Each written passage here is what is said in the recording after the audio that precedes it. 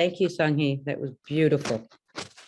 Good morning and welcome to First Parish Church of Stowe and Acton, FPC, to our members and friends, a welcoming spiritual community. My name is Karen Kinnear. I facilitate the small group ministry program. Our minister is the Reverend Dr. Cynthia Landrum. As we begin, we would like to acknowledge that this service is being held by a community that gathers on the stolen traditional lands of the Massachusetts, Nipmuc, Pawtucket, and Wampanoag people. We pay respects to elders who lost their lives in the colonization of this land and recognize that these indigenous tribes are still today facing violations of sovereignty, territory, and water.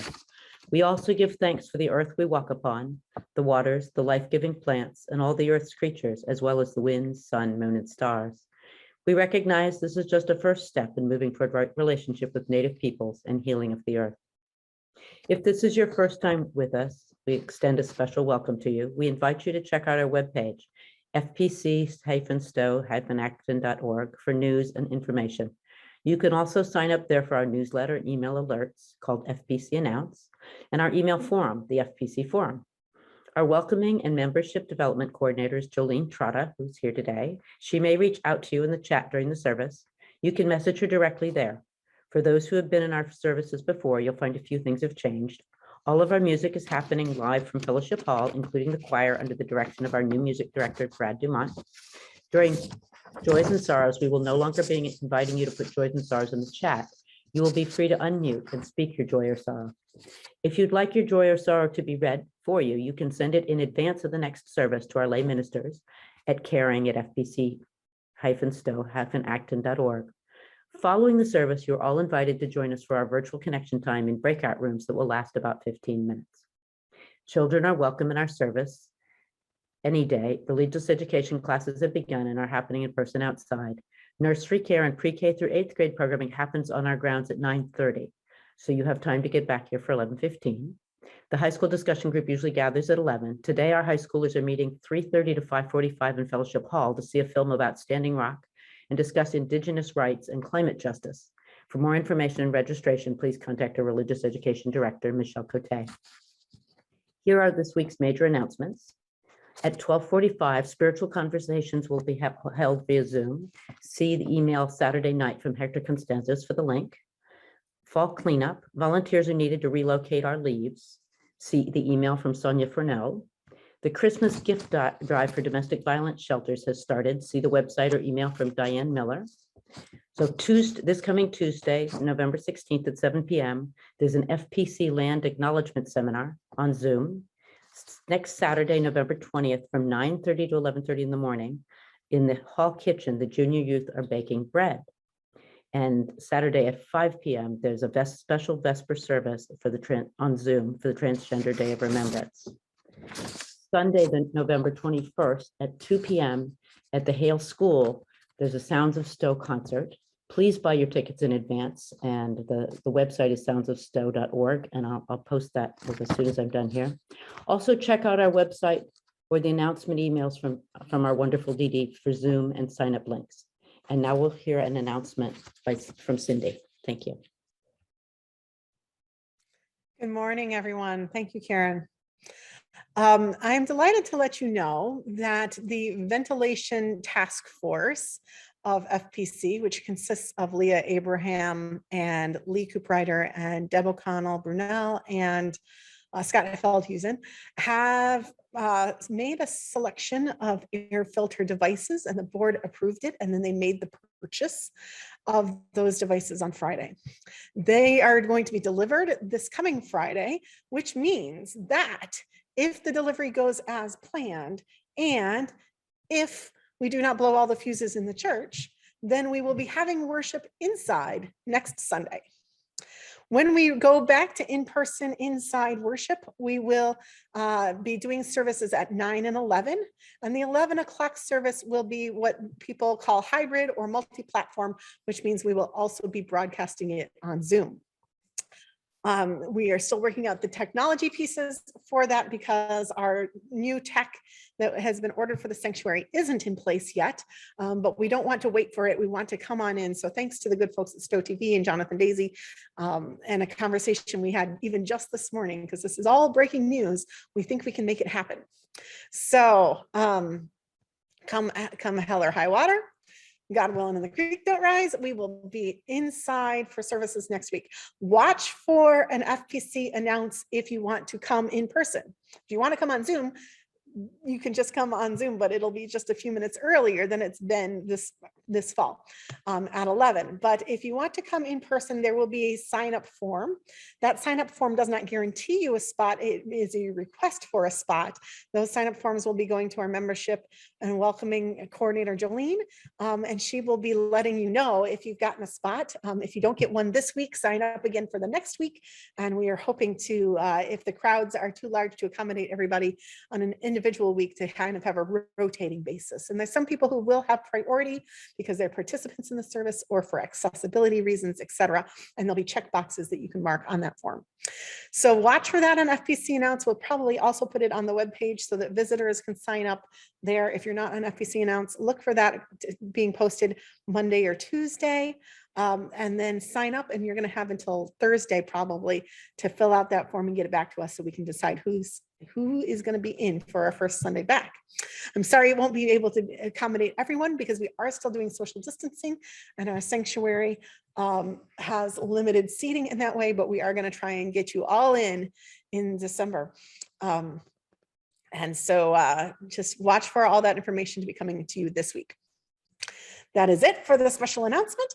And if you have any questions, I don't know the answers, but we're working it out. But tell me your questions anyway, and we will figure out those details, because you all think of things that are still on the back of burner of my mind here. So help me out with your questions.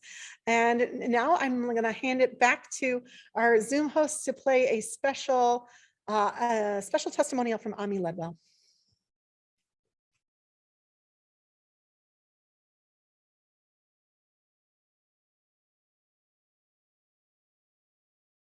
And I am a member of the worship committee, among other roles at FPC. And I'm here to speak to you about stewardship. But first, I want to tell you about my grandfather, Horace Lincoln Joseph Pocknet, or just Joe to his friends.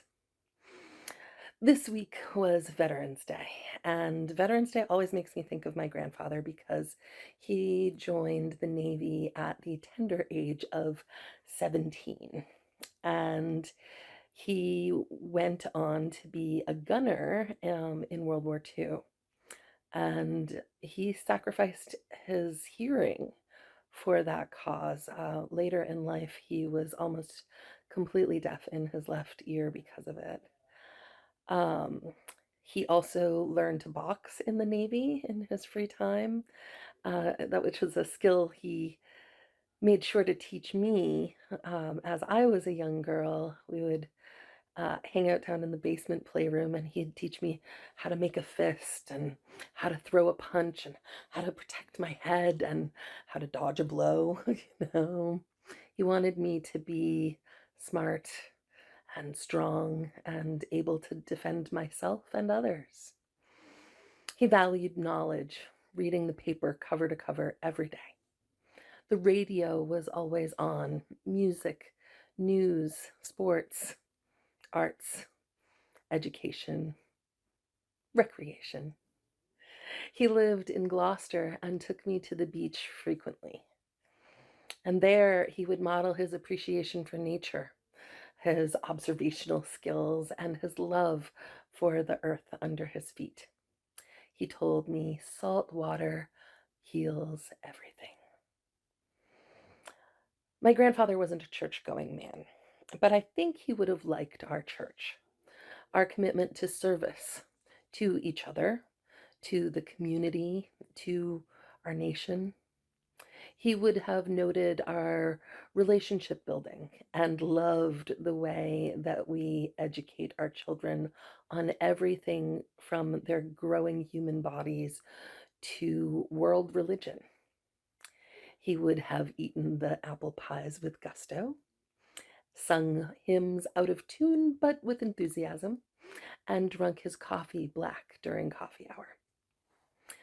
And my grandfather instilled many of these values in me as well, though I take lots of cream and sugar in my coffee. I wasn't a churchgoer before I found FPC, but I joined for the social justice and stayed for the community, for the friends that feel like family. I feel strongly that this church is really great at being strong and smart and able to take care of ourselves and others. This is why my family supports FPC financially as well as with our time and our spirit. Every year we increase our pledge too because we know nothing gets less expensive in this world. And this work is too valuable, too integral to who I am, who my grandfather taught me to be, who I want my grandchildren to be. I recognize that we're really privileged to be able to help in this way, but that also makes my responsibility to do so that much more essential. Please do all you can to help FPC along with me. Thanks very much. Bye.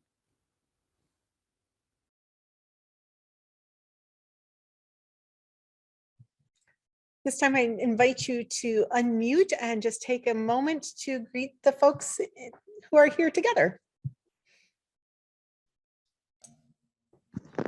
Good morning, everyone. Good morning, Good choir. morning. Good morning. Good morning. Hello. Good morning, everyone. Good morning, everyone. Good morning. Hello. Good morning. Good morning. Good morning. Morning. What Hi, exciting news Diane. today. Hi, Marcia. Hi there. Greeting our neighbor is one of those things that I have not figured out how I'm going to quite do in a hybrid worship service. So you may see that for a couple of weeks until my brain captures how it will work perfectly, that we just won't even have that. So I hope you enjoyed this moment today. And now over to our choir.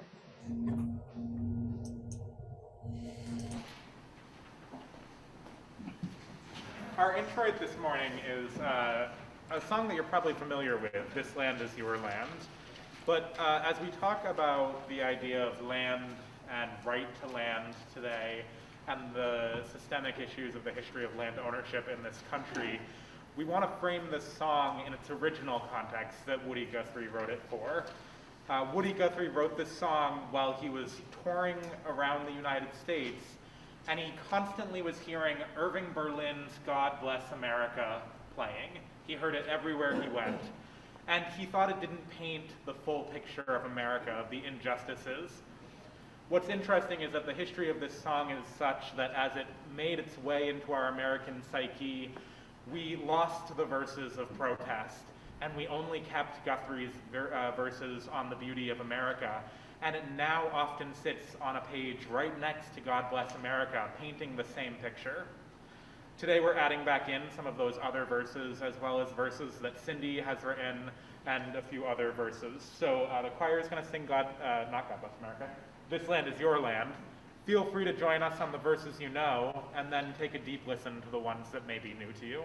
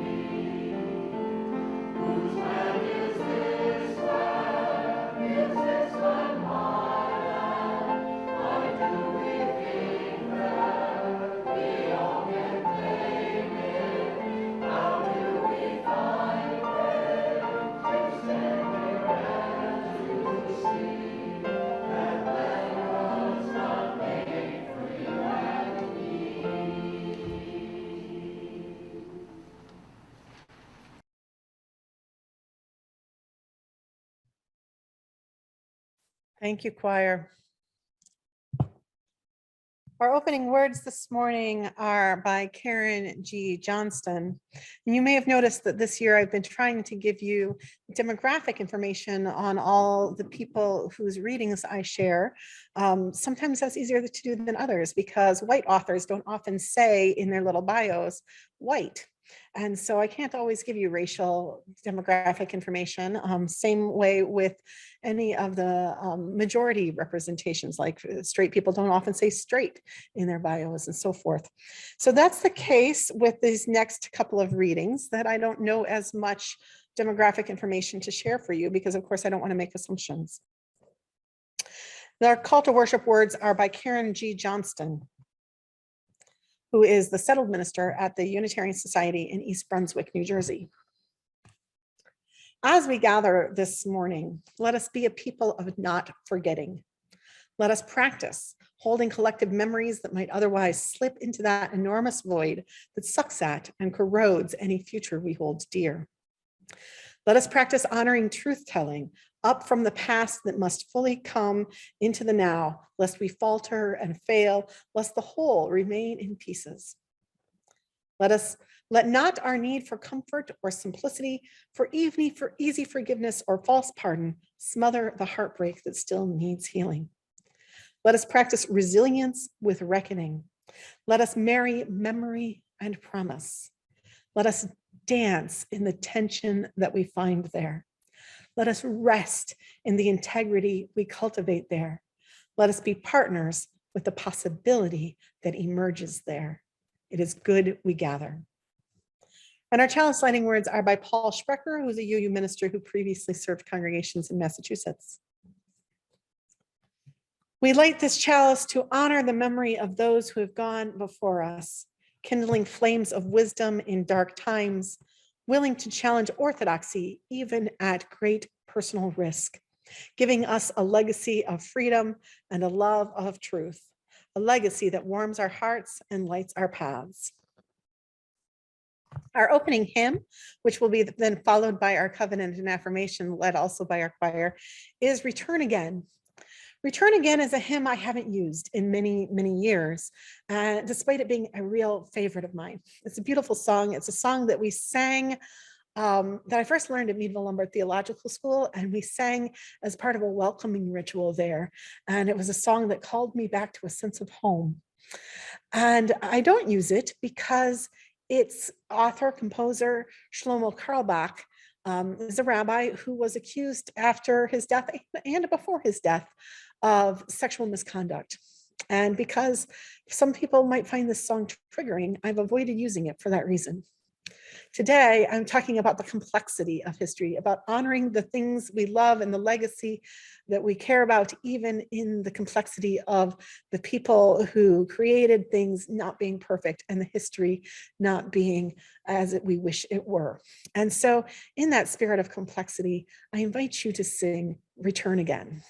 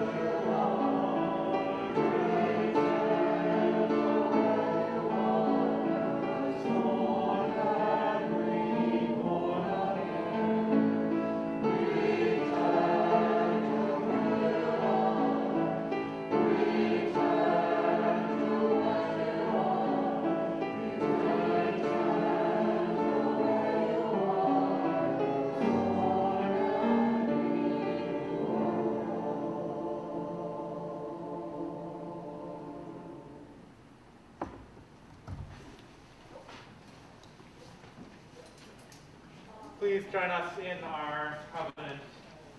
Love is the spirit of this church, and service is law. This is our great covenant, to dwell together in peace, to seek the truth in love, and to help one another.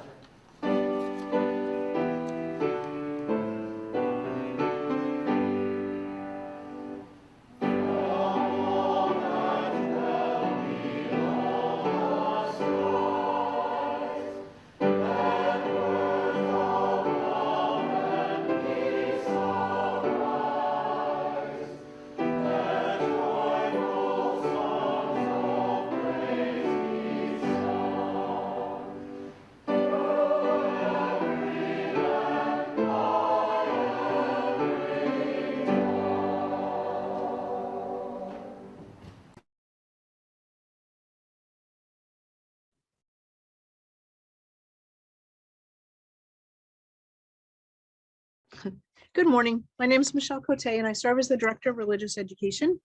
And it was really hard to find a story for today. I had so many wonderful stories. The one I really want to share, and I will, is very long. So I'm going to send out a link by FPC Announce later so that you can see a view of the entire book. Just too many words right now. But it's called We Are Still Here, Native American Truths Everyone Should Know. And I have to say, we were brought up in a society did not teach these truths. So I'm glad that we are living in a society now where our children and ourselves can learn the truths and then move forward from there. Most people do not know what happened to Native nations and our citizens after treaty making stopped in 1871. Despite the continued occupation of our homelands, regular attacks on our sovereignty, and being mostly forgotten in US culture, Native nations all say, we are still here. Assimilation. Most US leaders did not respect our ways and thoughts and thought it would be better for us to adopt their beliefs and practices. Even under harsh laws, Native nations say, we are still here. Allotment. White people wanted to control and sell even more of our tribal lands. Native nations had already given up larger pieces of land for smaller ones in treaties. In spite of all this, Native nations say, we are still here. Indian New Deal. The US government tried to help many people during the Great Depression, but its leaders saw how badly Native people suffered compared to others. Knowing that, Congress crafted a series of new laws that protected, allowed, set aside, and changed most tribes' governing systems to operate more like the US government. This was not always helpful. Noting these new laws, Native nations say, we are still here. Termination. In order to save money, the US government decided to stop honoring treaty agreements with more than 100 Native nations. This terminated our relationship with the federal government and no longer allowed our tribes or citizens to be legally separate in the United States. With these return of the anti-sovereignty policies, our Native nations still say, we are still here. Relocation. The federal government wanted us to leave our tribal lands and live and act more like white people. Even with our people scattered throughout the country, Native nations say, we are still here. Tribal activism. Native citizens continue to speak up, organize, and increase our long-standing commitment to strengthen tribal sovereignty, to speak out about termination and relocation, to recover our lands, to draw attention to Native people's lack of sufficient health care, and to help our students go to college, including on tribal lands. With our collective voice and presence, Native nations say, we are still here. Native nations needed more control of our own lives, so we pushed back on federal laws that oversaw nearly every part of life on our lands. While pressuring Congress to carry out these laws, our Native nations repeatedly say, we are still here. Native nations care about the welfare and education of our children. We needed to stop officials in various states from removing thousands of our children from their families and placing them in non-Native homes. To protect and provide for our future generations, Native nations say, we are still here. Native people challenged federal and local laws and policies that had banned us from freely practicing our traditional religions. When the court did not support us, Native nations sought support from Congress to say, we are still here. Tribal leaders noticed our people failing financially while others in the US succeeded. Some Native nations opened casinos as a way to make money on our lands where few opportunities existed. Even though the federal government regulates tribal casinos, Native nations say, we are still here. Native nations want to increase the number of tribal language speakers. This is necessary to pass on values, stories, and ceremonies to future generations. Speaking Indigenous languages strengthens our heritage, so each Native nation says in their own language, we are still here. Having survived disease, war, federal rules meant to destroy us and our way of life, Native nations continue to exercise our sovereignty. Together, we take action to speak up for the land, water, and resources everyone needs to live. Look after our citizens' health, education, and safety. Share information with the United Nations about our treatment in the US. Work together to shape federal laws and state policies that affect our citizens. All the while we say, we are still here. And it's hard to think of some of the things that we did historically as a nation to the people that lived here, to the Native Americans.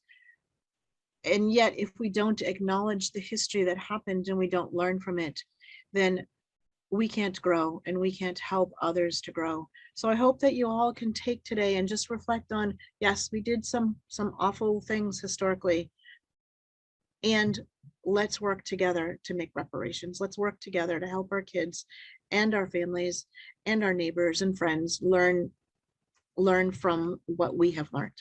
And that's my message today.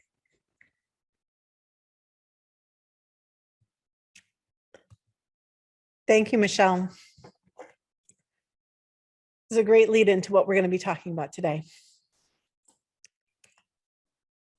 We're grateful for the time to share all these joys and sorrows and to be together as we hold those that remain in our hearts. We heard a lot of loss this week. Let us hold that in our hearts in a particular way as we listen to these words by Joy Harjo, who is a poet and author, current United States Poet Laureate, and the first Native American to hold that title. This is titled, Remember. Remember the sky that you were born under. Know each of the stars' stories. Remember the moon, know who she is. Remember the sun's birth at dawn. That is the strongest point of time. Remember sundown and the giving away tonight. Remember your birth, how your mother struggled to give you form and breath. You are evidence of her life and her mother's and hers. Remember your father. He is your life also. Remember the earth whose skin you are, red earth, black earth, yellow earth, white earth, brown earth. We are earth. Remember the plants, trees, animal life who all have their tribes, their families, their histories too. Talk to them, listen to them. They are alive poems. Remember the wind, remember her voice. She knows the origin of this universe. Remember you are all people and all people are you. Remember you are this universe and this universe is you. Remember all is in motion, is growing, is you. Remember language comes from this. Remember the dance language is, that life is. Remember.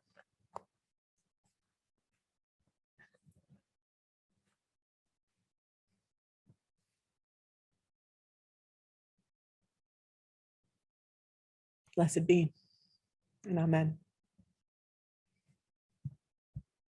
This month, we're sharing our plate with our partner church organization. Our partner church is a Unitarian church in Olajtelek, Romania, which is a Hungarian ethnic minority within Romania. In the Unitarians are ethnic Hungarians within Romania, and a religious minority as well. Their church is like ours, supported by the work of their members, but they are an elderly church and a church that could use some support from time to time. And so we like to do that.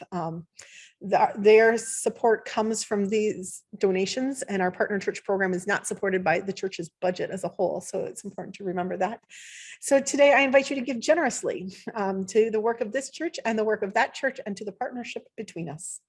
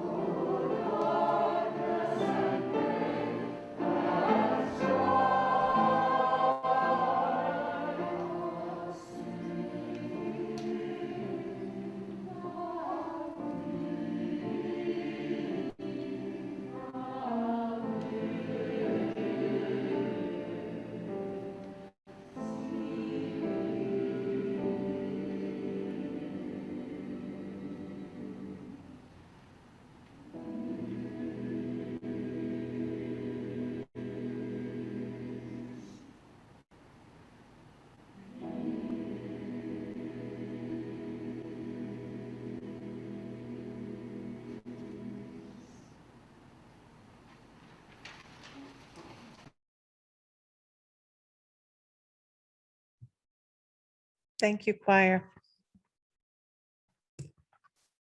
So today my title is Holding History, and that's really a question. Maybe all titles are really questions.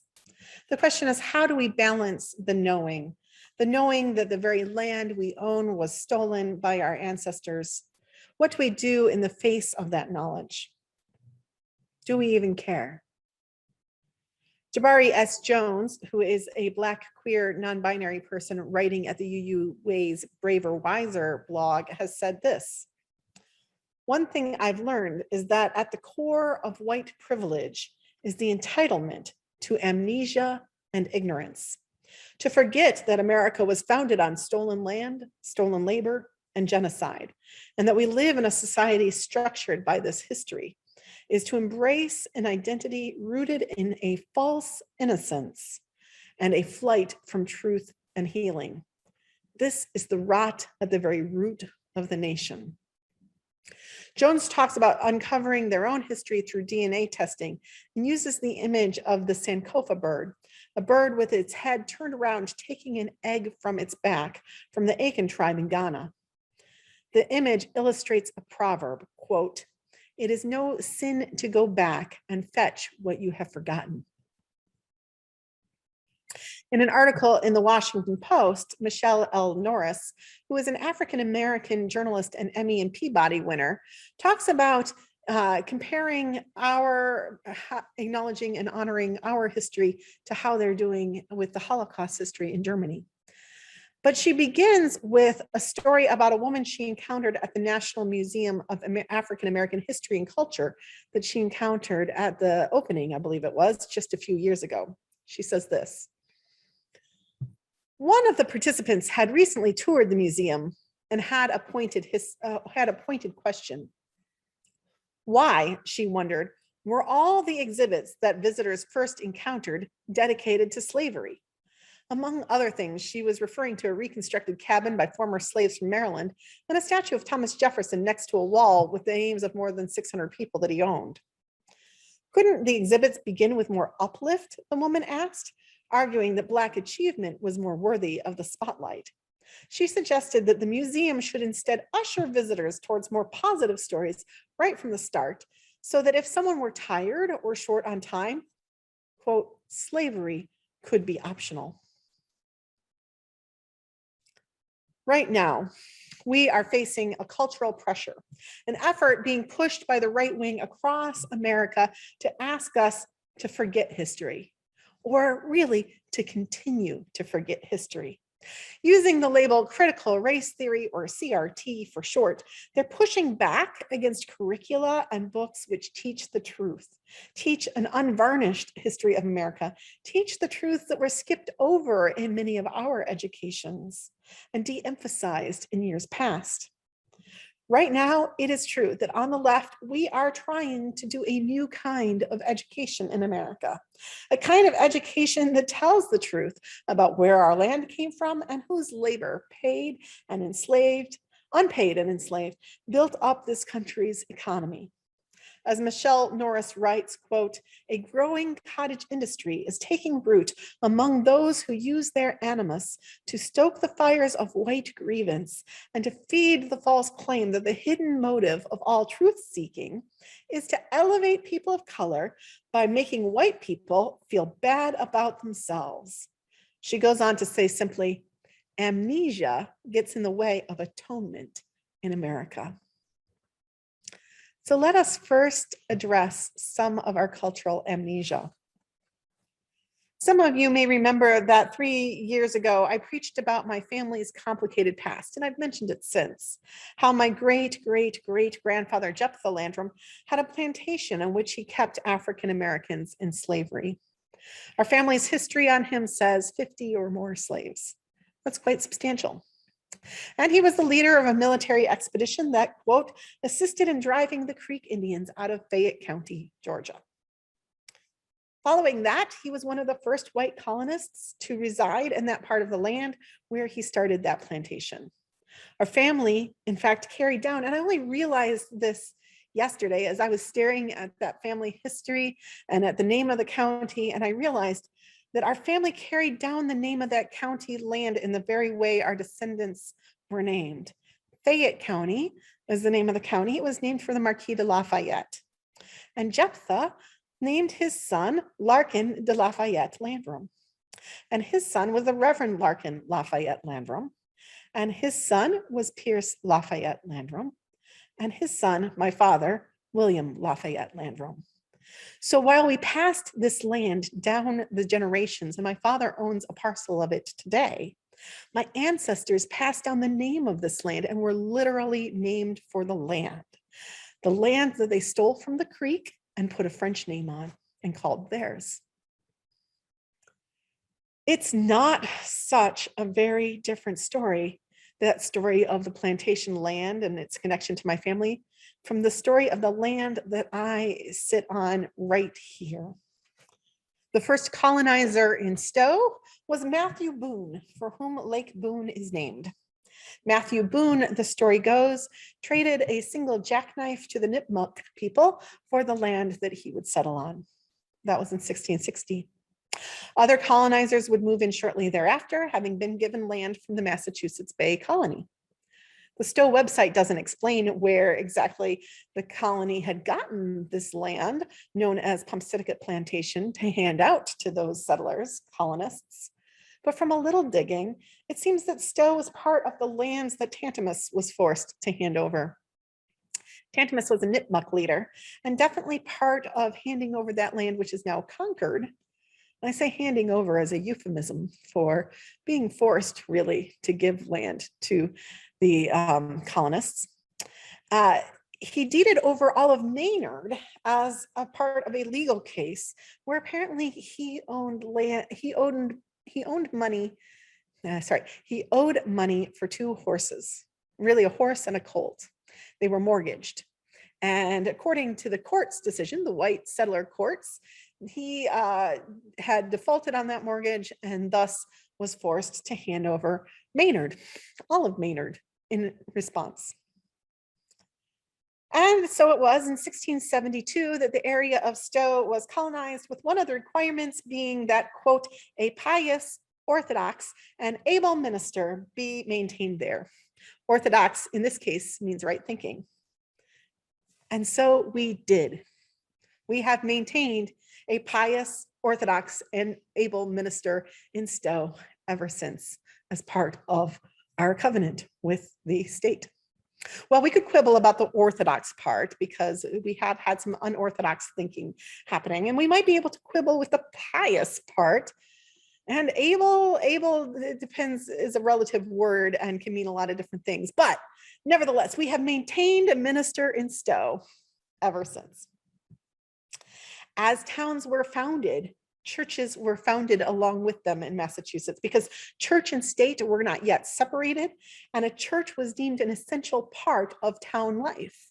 The spiritual health of the people was tantamount. No pun intended. It only took a little over a decade for the first church building to be constructed, and our records say it was built, quote, in the fear of the Lord and of the Indians around 1685.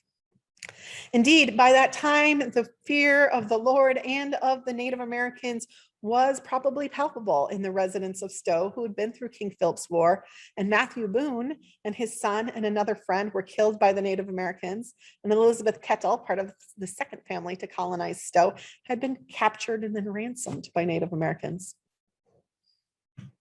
Tantimus, that Native American leader who deeded over Maynard, had some direct relationship to at least one minister of a church that later became a Unitarian church. It seems he was sentenced to 30 lashes for being disrespectful to the Reverend Samuel Willard of Groton. I don't know about you. I really want to know what he said. I looked into the court records, actually, 1600 court records, and it just says, quote, his wicked speeches uttered by him in Mr. Willard's yard at Groton. So the truth is lost to history. Much of our truth is lost to history. But what we can be sure of is that there was no freedom of speech then for Native Americans. So there we have it. Some of Stowe handed over for the price of a jackknife. And I'm willing to bet that for centuries, literally centuries, that story was told with a certain sort of pride. Like, isn't that Matthew Boone clever to have traded only a jackknife and gotten all this land that he settled on? And Maynard handed over for the price of 2 horses. Again, probably told for centuries with a certain sort of pride. Like, yeah, 2 horses, and we got Maynard. In the first case, I think we can be sure now that the way Matthew Boone understood that transaction was not the same way the Nipmuc people understood that transaction. We know now that these early land trades were not understood by Native Americans. Not to say that they didn't have an understanding of what was going on, but that their understanding of land was not the same as our understanding of land. We have cultural differences in what land means. And we know that those early trades were not understood as a permanent ceding of all land for all time and purposes, but rather as something more transitory. Yeah, sure, I'll take your jackknife. It's a sign that we're friends. And you can come and be here. That doesn't mean I'm not going to be here, right? From the Nipmuc perspective. Doesn't mean I'm leaving for all time. As for the later, the Maynard situation, it was a white court with a white judge who made the decision that land, all this land, was a reasonable balance for a single horse and a colt, the details about which were in dispute. So it is clear.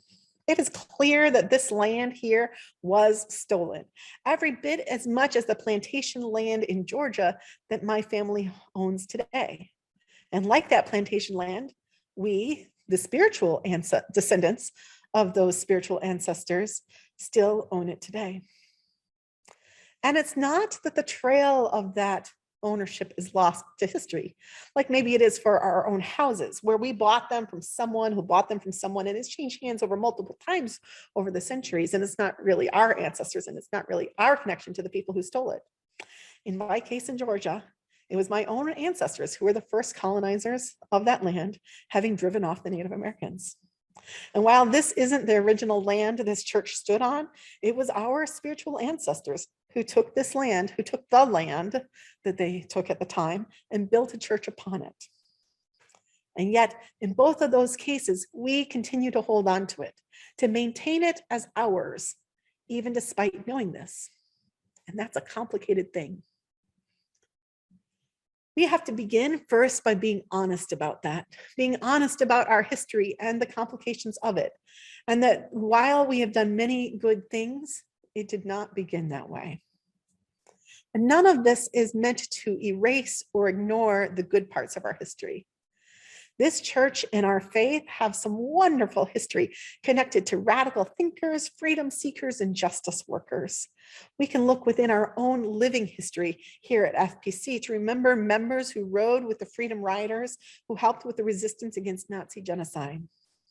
Looking back further in Unitarian Universalism, we can find leaders who spoke out against slavery among those sages in Concord, as one of our hymns calls the Transcendentalists.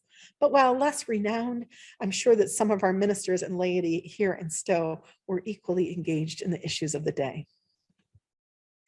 In my family history, knowing what I know about Jephthah Landrum in no way erases the contributions of my other ancestors. 4 years after Fayette County, Georgia, was established, and while my Landrum ancestor was busy building a plantation, my Waddell ancestor, my great-great-great-great-grandfather, I believe, on my mother's side, was part of building a temple to peace in Sharon, Ontario, and helped that temple of peace and that religious sect that he was part of, which was a Quaker sect called the Children of Peace, built the first homeless shelter in Ontario and helped the development of Canadian democracy. Too often, though, we tell just the attractive parts of our history, and I will be doing that. I talk about our transcendentalist parents, our abolition and suffrage forefathers and foremothers and foreparents, and all the great work that they did. And too often, though, we tell the attractive parts of our history while ignoring the less present. And that's what the efforts of today are trying to balance out. Ignoring the less pleasant, I meant to say. Holding history in all its complexity doesn't mean we have to start by giving up the land and handing it over. It doesn't mean we have to hate ourselves and despise our heritage, like the anti-CRT activists on the right are talking about. That's not what this is about. I want to be clear. That's not what this is about. This is not about hating ourselves, and it's not about demanding that we stop being here. Holding history means that we stop building monuments to slavers. It means we stop naming football teams for colonists.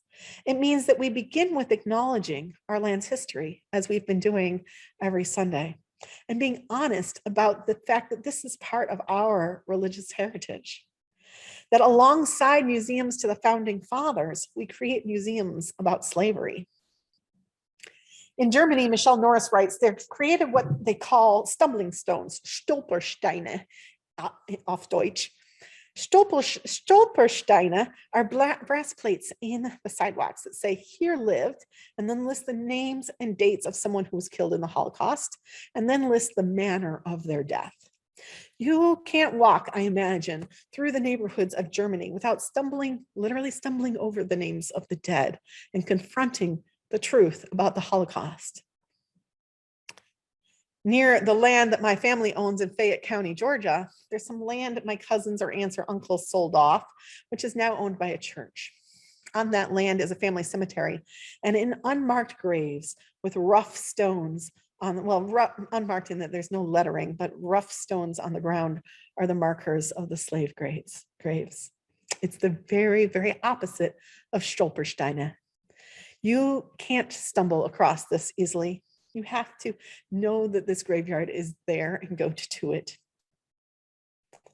And the names aren't there, and how they died is not there. You have to know what those markers mean before you see them to know that that's what it is. It's easy to walk the streets of Atlanta, at least last time I was there, and see a sort of gone with the wind idealized past. You can go to Stone Mountain and you can skip the plantation tour. Or if you take the plantation tour, you can skip the slave quarters of that plantation tour and revel in the antebellum days. Or you can just sit in front of the biggest relief carving in the United States where the Confederate soldiers ride proudly on their horses, and you can watch a laser show on the side of the mountain and listen as patriotic music plays and sing along to Dixie. Here at First Parish, you also won't stumble across the names of the Native Americans who died in King Philip's War, the Native Americans who died from the diseases brought in by the white colonists, the Native Americans who once stood on this land, the land that was seized and claimed by the Massachusetts Bay Colony and named Pumpsiticut Plantation. And it's easy to get caught up in the glorious parts of our revolutionary history without paying attention to the fact that while we were fighting for freedom from England, we were fighting for control of this land that we were in the process of stealing piece by piece across the continent. Michelle Harris writes that Stolpersteine are researched by church groups, by neighbors of the people, by civic groups, and they track down the relatives and they invite them to an installation ceremony when they put in one of these stones. We are starting the work of right relationship. Someday it may mean putting down a marker in the earth as we build up right relationship. But right now it begins with truth telling, with naming the stories of our past with honesty, with balancing out all the stories that I give you and I will continue to give you of our abolitionist forefathers and foremothers, our suffragist foreparents, and our freedom riders, and our civil rights marchers, and our LGBT history pioneers, and the story, balancing that out with the story of earlier pioneers, the more complicated legacy they give us, and holding up that history. They too make up who we are. We are our history, and we are connected to all of this, good and bad, and all the in-betweens. And so together, we will do this work. We will do this work as we sit on this land, and maybe we will sit on this land for more centuries to come. But to do so, we must be in truth with the past, as well as proclaiming the present and working for the future. May it be so. Our closing hymn is We Are. If you have a hymnal, it's number 1051, and the words are in your chat box.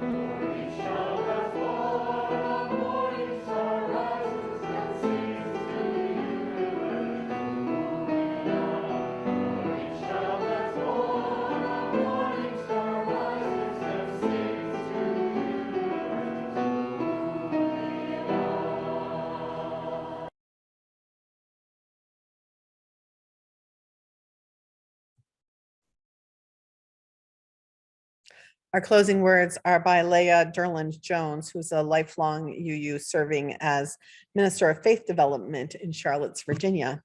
And she shares her life with her wife, Karen, and their daughter, Annalie. For those who came before us, we offer gratitude and thanks. May their memories be a blessing. May we be surrounded by their love. As we go forth from this time and place, let us be inspired by their courage, their wisdom, and their dreams. Let us honor them by doing the work of living boldly, of loving mightily, and creating heaven on earth. Amen, and blessed be.